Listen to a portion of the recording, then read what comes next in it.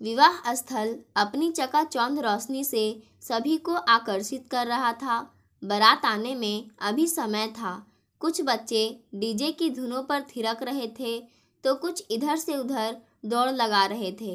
मेजबान परिवार पूरी तरह व्यवस्था देखने में मुस्तैद नजर आ रहे थे। इसी विवाह समारोह में मौजूद एक महिला कुछ दूर बैठी दूसरी महिला को लगातार घूर रही थी। बहुत देर तक लगातार घूरने पर भी जब सामने बैठी युवती ने कोई प्रतिक्रिया जाहिर नहीं की तो आकृति उठकर खुद ही उसके पास चली गई और बोली, तुम सुजाता हो ना? मेरा नाम आकृति है। लगता है तुमने मुझे पहचाना। मैं कितनी देर से तुम्हें ही देख रही थी मगर तुमने नहीं देखा तो मैं खुद उठकर तुम्हारे पास चली आई। कितने वर्ष गुजर गए हम दोनों को बिछुड़े हुए। इतना कुछ बोलने के बाद भी जब सुजाता ने कोई जवाब नहीं दिया तो आकृति ने उत्साहित होकर सुजाता को लगभग झकझोर दिया। सुजाता मानो नींद से जागी, फिर हैरानी से आकृति को देर तक घूरती रही, फिर खुश होकर बोली, तू कहाँ चली गई थी आकृति? मैं कितनी अकेली हो गई थी तेरे बिना। कहकर उसने उसे अपनी बाहों में भर लिया। उसके बाद दोनों की आंखें छलक उठी। तू यहाँ कैसे सुजाता? आकृति ने पूछा। मेरे पति अमन एक कंपनी में इंजीनियर है और आज उनके बॉस की बेटी की शादी है तो अटेंड करने आना ही था। पर तू यहाँ कैसे? सुजाता ने पूछा। जिस लड़की की शादी हो रही है वह मेरी चचेरी बहन है। अरे तुझे याद नहीं? अक्सर गर्मी की छुट्टियों में आती तो थी हमारे घर लखनऊ में। कितनी लड़ाकी थी, याद है? कभी भी अपनी गलती नहीं मानती थी, हमेशा लड़कर कोने में बैठ जाती थी। उसकी वजह से कितनी बार डांट खाई थी मैंने। आकृति ने हंसकर कहा। ओ हाँ, अब कुछ ध्यान आ रहा है। सुजाता जैसे अपने दिमाग पर जोर डालते हुए बोली।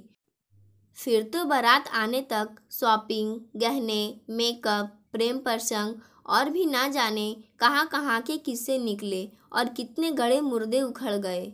सुजाता ना जाने कितनों दिनों बाद खुलकर अपना मन रख पाई किसी के सामने। सच, बचपन की दोस्ती में कोई बनावट, स्वार्थ और ढोंग नहीं होता। हम अपने मित्र के मूल स्वरूप से मित्रता रखते हैं, उसकी पारिवारिक हैसियत को ध्यान नहीं रखते। दोनों अपनी अपनी बातों में मशगूल थी। तभी शोर मच गया। किसी के 4 साल की बेटी जिसका नाम श्रेया था गुम हो गई थी। अफरात फरी सी मच गई। सभी ढूंढने में जुट गए। तुरंत एक दूसरे को व्हाट्सएप से लड़की की फ़ोटो सेंड करने लगे। जल्दी ही सभी के पास उसकी फ़ोटो पहुंच गई थी। शादी फार्म हाउस में थी जिसके ओर छोर का कोई ठिकाना नहीं था। जितने इंतजाम उतने ही ज़्यादा कर्मचारी भी। आधे घंटे की गहमा गहमी के बाद वहां लगे गांव के सेट पर सिलबट्टा लेकर चटनी पीसने वाली महिला कर्मचारी के पास श्रेया खेलती हुई मिली। सुजाता तो मानो तूफान बन गई। उसने तेज निगाह से हर तरफ ढूंढना शुरू कर दिया था। बच्ची को वही ढूंढ कर लाई। तब जाकर सबकी सांस में सांस आई।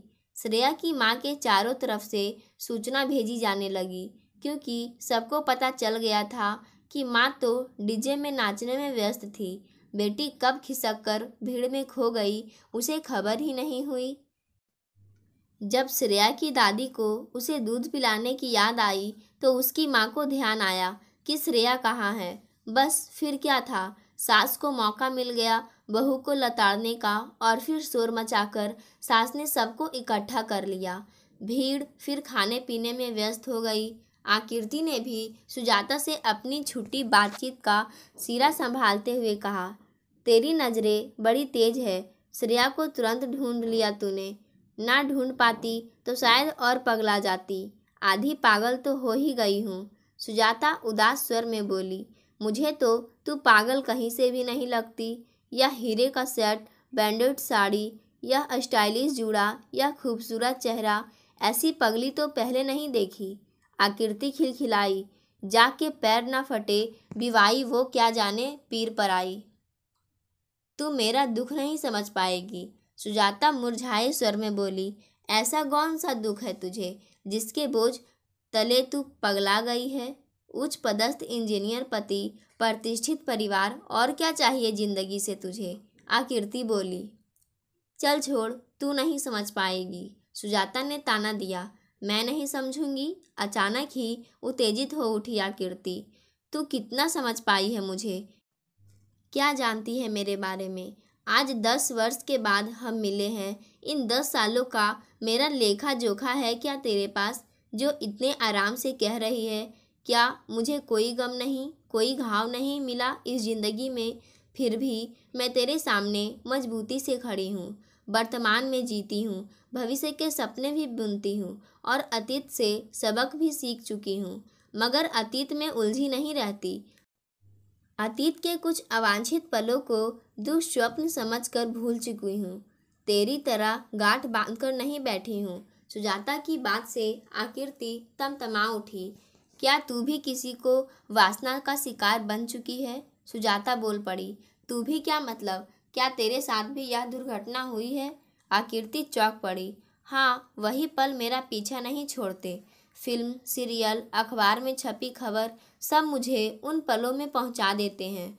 मुझे रोना आने लगता है, दिल बैठने लगता है, ना भूख लगती है ना प्यास। मन करता है या तो उसका कत्ल कर दूं या खुद मर जाऊं। बस दवा का ही तो सहारा है। दवा लेकर सोई रहती हूँ, कोई आए कोई जाए मेरी बला से। मेरे साथ मेरी सास रहती है, वही मेड के साथ मिलकर घर संभाले रहती है और मुझे कोसती रहती है कि मेरे हीरे से बेटे को धोखे से ब्याह लिया। एक से एक रिश्ते आए, मगर हम तो तेरी शक्ल से धोखा खा गए। बीमारू लड़की पल्ले पड़ गई। मैं क्या करूं? बोलते बोलते आंखें छलछला उठी सुजाता की। तू अकेली नहीं है इस दुख से गुजरने वाली। इस विवाह स्थल में तेरी मेरी जैसी ना जातने कितनी और भी होंगी, पर वे दवा के सहारे जिंदा नहीं है, बल्कि उसे एक दुर्घटना मानकर आगे बढ़ गई है। अच्छा चल, तू ही बता। तू रोड पर राइट साइड चल रही है और कोई रॉन्ग साइड से आकर तुम्हें ठोकर मारकर चला जाता है, तो गलत तो वही हुआ ना? ऐसे ही जिन्होंने दुष्कर्म कर हमारे विश्वास की धज्जियां उड़ाई, दोषी वे हैं। हम तो निर्दोष हैं, मासूम हैं और पवित्र हैं। अपराधी वे हैं। फिर हम घुट घुट कर क्यों जिए? यह एहसास तो हमें उन्हें हर पल कराना चाहिए, ताकि वे बाकी की जिंदगी घुट घुट कर जिए। आकृति ने आत्मविश्वास से कहा। क्या तूने दिलाया यह एहसास उसे? सुजाता ने पूछा। मेरा तो बॉयफ्रेंड ही धोखेबाज निकला। आज से 10 साल पहले जब हम पापा के दिल्ली ट्रांसफ़र के कारण लखनऊ छोड़कर चले गए थे, तब वहाँ नया कॉलेज, नया माहौल पाकर मैं कितना खुश थी। हाँ, तेरे जैसी बचपन की सहेली से बिछड़ने का दुख तो बहुत था, मगर मैं दिल्ली का चकाचौंध में कहीं खो गई थी। जल्दी ही मैंने क्लास में अपनी धाक जमा ली। अखिल मेरा सहपाठी, जो हमेशा प्रथम आता था, दूसरे नंबर पर चला गया। 10वीं कक्षा में मैंने ही टॉप किया तो अखिल जन भूनकर राख हो गया, मगर बाहरी तौर पर उसने मुझसे आगे बढ़कर मित्रता का हाथ मिलाया और मैंने खुशी खुशी स्वीकार भी कर लिया। 12वीं कक्षा की प्री बोर्ड परीक्षा में भी मैंने ही टॉप किया तो वह और परेशान हो उठा, मगर उसने इसे जाहिर नहीं होने दिया। इसी खुशी में पार्टी का प्रस्ताव जब अखिल ने रखा तो मैं ना मना कर सकी। मना भी क्यों करती? 2 सालों से लगातार हम साथ कॉलेज, कोचिंग और ना जाने कितने फ्रेंड्स की बर्थडे पार्टीज अटेंड करते आए थे। फ़र्क यह था कि हर बार कोई ना कोई कॉमन फ्रेंड साथ रहता था, मगर इस बार हम दोनों ही थे और अखिल पर अविश्वास करने का कोई प्रश्न ही नहीं था। पहले हम एक रेस्टोरेंट में लंच के लिए गए, फिर वह अपने घर ले गया। घर में किसी को भी ना देख जब मैंने पूछा कि तुमने तो कहा था मम्मी मुझसे मिलना चाहती है, मगर यहाँ तो कोई भी नहीं है, तो उसने जवाब दिया कि शायद पड़ोस में गई होगी। तुम बैठो, मैं बुला लाता हूँ। और फिर मुझे फ्रिज में रखी कोल्ड ड्रिंक पकड़ा कर बाहर निकल गया। मैं सोफे पर बैठकर ड्रिंक पीते पीते उसका इंतजार करती रही। मुझे नींद आने लगी तो मैं वहीं सोफे पर लुढ़क गई। जब मेरी नींद खुली तो अपने को अस्त व्यस्त पाया। अखिल नशे में धुत पड़ा बड़बड़ा रहा था कि मुझे हराना चाहती थी, मैंने आज तुझे हरा दिया। अब मुझे समझ आया कि अखिल ने मेरे नारीत्व को ललकारा है। मैंने भी आव देखा ना ताव पास खड़ी हाकी उठाकर उसके कोमल अंग पर दे मारी। वह बिलबिलाकर जमीन पर लौटने लगा। मैंने चीख कर कहा कि अब दिखाना मर्दानगी अपनी, और फिर घर लौट आई। बोर्ड की परीक्षा सिर पर थी। ऐसे में अपनी पूरी ताकत तैयारी में झोंक दी। फलतः बोर्ड परीक्षा में भी मैं टॉपर बनी। अखिल का परिवार शहर छोड़कर जा चुका था। उन्हें अपने बेटे की करतूत पता चल गई थी। इतना कहकर आकीर्ति पल भर को रुकी और फिर पास से गुजरते बैरों को बुलाकर पानी का गिलास लेकर एक सांस में ही खाली कर गई। फिर आगे बोली, माँ को तो बहुत बाद में मैंने उस दुर्घटना के विषय में बताया था। वे भी यही बोली थी कि भूल जाइए सब, इनका कोई मतलब नहीं। कौमार्य, शारीरिक पवित्रता, वर्जिन, इन भारी भरकम शब्दों को अपने ऊपर हावी ना होने देना। तू अब भी वैसे ही मासूम और निश्चल है जैसी जन्म के समय थी। माँ के ये शब्द मेरे लिए अमृत के समान थे। उसके बाद मैंने पीछे मुड़कर देखना ही छोड़ दिया। आकीर्ति ने अपनी बात समाप्त की। मैं तो अपने अतीत से भाग भी नहीं सकती। वह शख्स तो मेरे मायके का पड़ोसी और पिताजी का मित्र है, इसीलिए मेरा तो मायके जाने का ही मन नहीं करता। यहीं दिल्ली में पड़ी रहती हूँ। सुजाता उदास स्वर में बोली। कौन? वे टॉफ़ी अंकल। वे ऐसा कैसे कर सकते हैं? मुझे अच्छी तरह याद है, वे सफ़ेद कुर्ता पजामा पहने हमेशा बैडमिंटन गेम के बीच में कूदकर गेम्स के रूल्स सिखाने लगते थे और फिर खुश होने पर अपनी जेब से टॉफ़ी चॉकलेट निकालकर इनाम भी देते थे। हम लोगों ने तो उनका नाम टॉफ़ी अंकल रखा था। आकीर्ति ने आश्चर्य प्रकट करते हुए कहा। वह एक मुखौटा था उनका अपनी घिनौनी हरकतें छिपाने का। तुझे याद है, गलती करने पर वे हमारे गालों पर चिकोटी भी काट लेते थे और कभी कभी अपने हाथों में हमारे हाथ को दबाकर रैकेट चलाने का अभ्यास भी कराने लगते थे। उन सब हरकतों को कोई दूर से देखता भी होगा तो यही सोचता होगा कि बच्चों से कितना प्यार करते हैं, मगर हकीकत तो यह थी कि वे जाल बिछा रहे थे जिसमें से तू तो उड़कर उनकी पहुंच से दूर हो गई, पर रह गई मैं। अपने हाथ से एक पंछी निकलता देख वे बौखला उठे और तुम्हारे जाने के महीने भर बाद ही मुझे अपनी हवस का शिकार बना लिया। उस दिन माँ ने मुझे पड़ोस में आंटी का राजमा देकर आने को कहा। हमेशा की तरह कभी यह दे आ, कभी वह दे आ। माँ पर को तो अपने बनाए खाने की तारीफ सुनने का भूत जो सवार रहता था। हर वक्त रसोई में तरह तरह की पकवान बनाना और लोगों को खिलाकर तारीफें बटोरना, यही टाइम पास था माँ का। उस दिन आंटी नहीं थी घर पर। अंकल ने मुझसे दरवाजे पर कहा कि आंटी किचन में हैं, वहीं दे आओ। मैं भीतर चली गई पर वहाँ कोई नहीं था। अंकल ने मुझे पास बैठाकर मेरे गालों को मसलकर कहा कि वे शायद बाथरूम में हैं, तुम थोड़ी देर रुक जाओ। मुझे बड़ा अटपटा लग रहा था। मैं उठकर जाने लगी तो हाथ पकड़कर बैठाकर बोले कि कितने फालतू के गेम खेलती हो तुम। असली गेम मैं सिखाता हूँ। और फिर अपने असली रूप में प्रकट हो गए। कितनी देर तक मुझे तोड़ते मरोड़ते रहे। जब जी भर गया तो अपनी अलमारी में से एक रिवॉल्वर निकालकर दिखाते हुए बोले कि किसी से कुछ भी कहा तो तेरे माँ बाप की खैर नहीं। मन और तन से घायल मैं उल्टे पांव लौट आई और अपने कमरे को बंद कर देर तक रोती रही। माँ की सहेलियों का जमघट लगा था और वे अपनी पाक कला का नमूना पेश कर इतरा रही थी और मैं अपने शरीर पर पड़े निशानों को साबुन से घिस घिस कर मिटाने की कोशिश कर रही थी। धीरे धीरे मैं पढ़ाई में पिछड़ती चली गई और 10वीं कक्षा में फेल हो गई। माँ ने मुझे खूब खरी खोटी सुनाई मगर कभी मेरी पीड़ा ना सुनी। मैं गुमसुम रहने लगी। सोती तो सोती ही रहती उठने का मन ही नहीं करता। माँ खाना परोसकर मेरे हाथों में थमा देती तो खा भी लेती, अन्यथा सुने में ही निहारती रहती। सबको लगा फेल होने का सदमा लग गया है। किसी ने सलाह दी कि मनोचिकित्सक के पास जाओ। तेवन 4 सीटिंग के बाद जब मैंने महिला मनोचिकित्सक को अपनी आपबीती बताई तो उन्होंने माँ को बुलाकर ये सब बताया, मगर वे मानने को तैयार ही ना हुई। कहने लगी कि साल भर तो पढ़ा नहीं, अब उल्टी सीधी बातें बना रही है। इसकी वजह से हमारी पहले ही कम बदनामी नहीं हुई है, जो अब पड़ोसी को लेकर भी एक नया तमाशा बनवा ले अपना। जब मेरी कोई सुनवाई ही नहीं तो मैं भी चुप्पी लगा गई।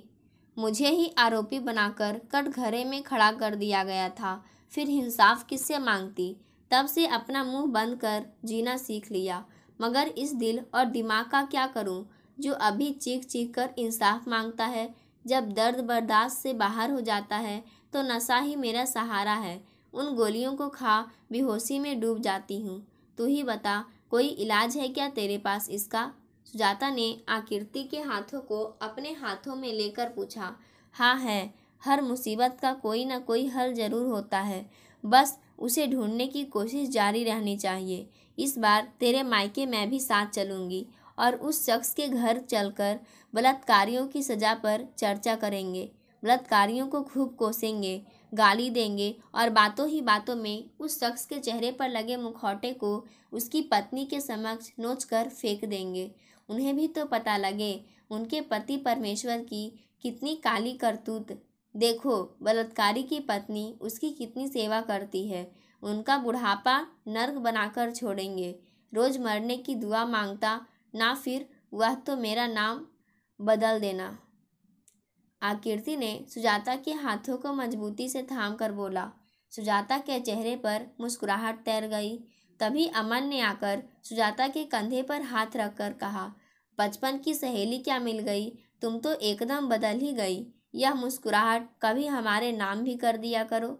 आकृति ने सुजाता के हाथों को अमन के हाथों में सौंपते हुए कहा, अब से यह इसी तरह मुस्कुराएगी। अब बिल्कुल फिक्र ना करे। इसके कंधे से कंधा मिलाने के लिए मैं जो वापस आ गई हूँ इसकी ज़िंदगी में। शादी से लौटने के बाद मैंने सुजाता के साथ मिलकर प्लान किया और एक दिन दोनों उसके मायके पहुँच गई। एक दिन अपने घर में बिताने के बाद दोनों उस अंकल के घर गए। सुजाता को देखते ही उस अंकल के चेहरे से पसीने आने शुरू हो गए।